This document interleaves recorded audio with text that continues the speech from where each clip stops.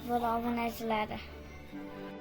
Bugun men sizlarga kechagi Yevropa Chempionlar Ligasi kechagi o'yinlarni natijalari bilan tanishtirib o'taman.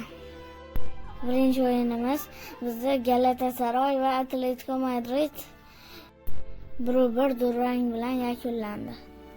Ikkinchi o'yinimiz Qorabog' va Frankfurt 3-2 Qorabog' g'alaba qozondi. Uchinchi o'yinimiz Atalanta Atletik.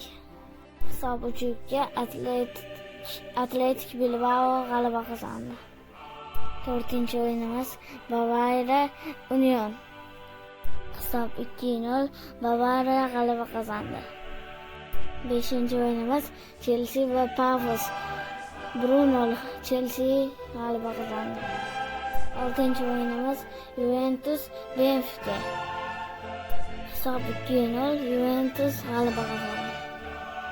Yettinchi o'yinimiz Marsel va Liverpool. Hisob 0-3 Liverpool g'alaba qozondi.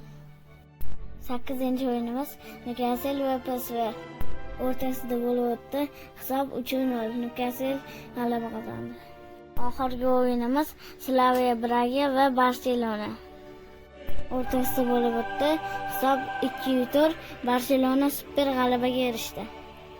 Sizlarga endi eng qiziq bo'lib o'tgan o'yinni tahlil qilib beraman. Lamin Yamal maydonda yo'q edi. Chunki sababi sariq kartochkalari ko'payib ketgan edi. Va Ferran Torres jarohatlari sabab o'yinni o'tkazib yubordi. O'yinga o'tsak, birinchi bo'lib